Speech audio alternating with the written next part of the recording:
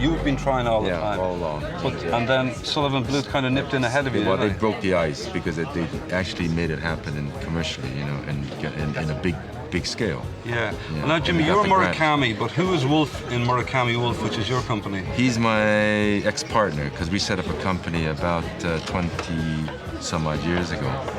An animation company? An animation commercial company in California. We had we were one of the biggest commercial studios in the States, and Fred Wolf was my partner. And then became so busy that I just sort of left and wanted to come back to Europe.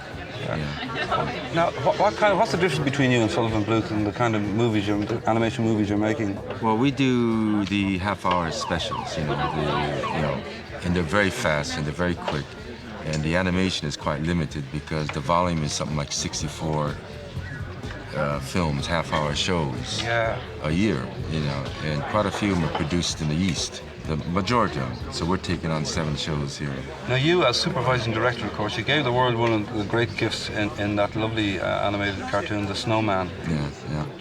Did very well, yes. Do you feel that that's something you always hang out as a little calling card? Well, that's something that was surprisingly quite successful, and we lost money producing it when we did, but since it's one of those ongoing seasonal films, it keeps making money every year on merchandising and the repeats.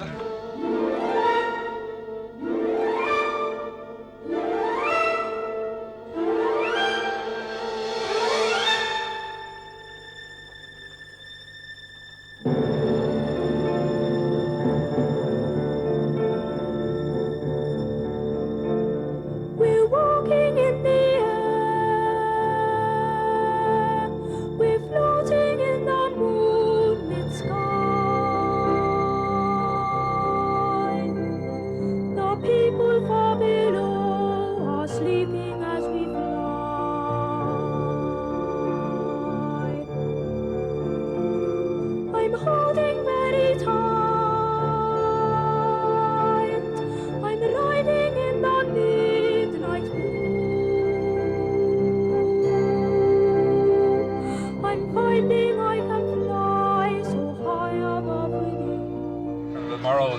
Do you?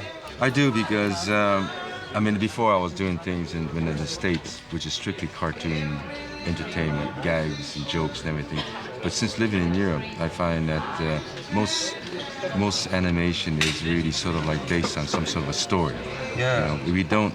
We're not too conscious of actually animating, in the sense that animation, because of the budget, we can't really do a full animation thing. So with all my working in Italy and France and in England, we work on more of a kind of a limited sort of way. You also directed When the Wind Blows, which again was a very kind of concerned movie, wasn't it? But that was a typical example, for example. It's a story that doesn't really involve animation as per se for a reason to do the film. It was more of the reason was to make a film based on the idea of a nuclear bomb.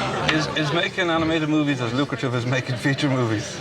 It's not really. It is for Sullivan Bluth and for Disney, like on the Roger Rabbit, which is great because they actually have made animation a box office success, and it does help animation all the way along the line. But you're going to do a few features as well, aren't you? I am. Full live action. Yeah, live action and animation, because I still like to get involved and work with real people. Yeah. And, Jimmy, how did you wind up in Ireland? You're a Japanese-American, are you? That's right. So how did you wind up in Ireland? It's a very long story, but when I left my company in California, I had a chance to work on a feature film here with Roger Corman as an associate producer and aerial director and art director, etc., because he works on a very small crew, So there was a Von Richthofen and Brown. It's with John Philip Law and Don Stroud. And we appealed to you so much that you decided to stay here, did you? Yes, and I wanted to come back to Europe because I lived in Europe for about 6 years or so before that. And I liked Ireland. When I lived in England, I always wanted to come to Ireland, but I was worried about the weather, so I always went off to the sun.